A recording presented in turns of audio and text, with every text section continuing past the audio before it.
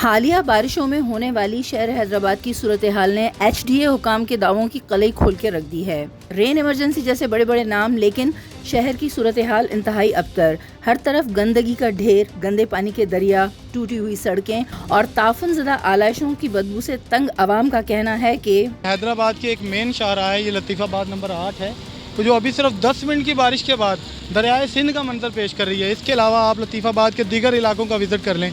Let's suppose अभी ये मेहर अली है, तकरीबन 2.5-3 करोड़ रुपए के बजट से रोड बना है वो। अब ये 2-3 बारिशों में उस बेड़ा गर्क हो चुका है उस रोड का।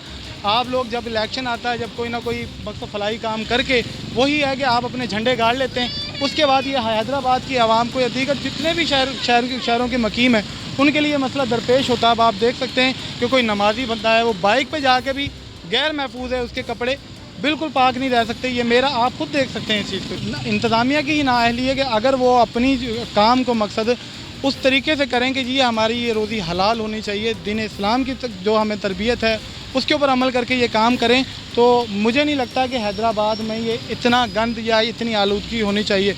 आप ज़रा उस तरफ को विज़िट करके देखेंगे, ये हैदराबाद की मेन शाहराह है और कचरा कुड़ी इसके ऊपर है। पीछे सिद्दीक प्लाजा जैसे मकसद एक मारूफ ये प्लाजे खड़े हुए हैं, लेकिन कोई इंतज़ामिया को कोई इसके ऊपर मकसद कारकर्दगी हमें नज़र नहीं आती। सेवरेज का सारा सिस्टम ख़राब हुआ और पिछले 1-1.5 महीने से हम लोग परेशान हैं। ये मेन मार्केट है, इंतज़ामिया आती है, चक्कर मारती है, चली जाती है, कोई इसमें लाया अमल कोई यूज़ भी नहीं हो रहा। क्या कहें, हम तो बस परेशान हो गए रह गए। हमारी दुकानें, करोड़ों रुपए की दुकानें बर्बाद हो रही हैं। क्लाइंट कैसे आएगा, क्या करने आएगा, इस पानी में से कैसे गुजर के आएगा? ये देखें आप, मुसलसल पानी खड़ा रहता है इधर। 1.5-2 महीने हो गए, कोई कहने सुनने वाला ही नहीं है इधर।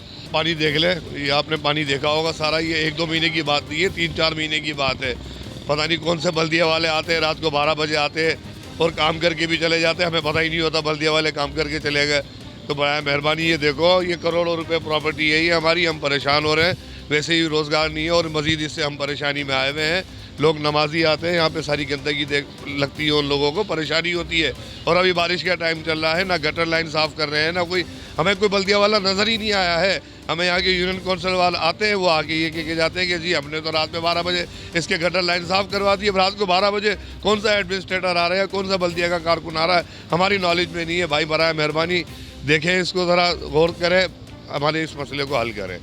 तमाम दुकानदारान की तरफ से हम आपको ये बात कह रहे हैं, बराए मेहरबानी इस मसले को हल करें। ये देखें आप, कोई आदमी इंसान जा ही नहीं पा रहा है ना, हम खुद नमाज़ पढ़ने नहीं जा पा रहे हैं, हम क्या करें बताएं, परेशान हो रहे हैं। या तो बोले हम अपना कारोबार बंद कर देते हैं, यही हो सकता है इसका हाल आखिरी। बराए मेहरबानी हुक्मरान को कहें कि ये मसले को हल करें, बल्कि बल्दिया वालों को कहें कि ये मसले को हल करें।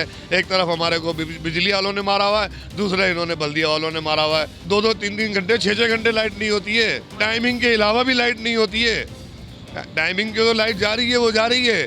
UPS चलाते हैं तो पुलिस वाले बंद कराने आ जाते थे 10 बजे, बोले जी बंद करो, बिजली बचाने के लिए, वापडा की बचाने के लिए तुम बंद कर रहे हो ना।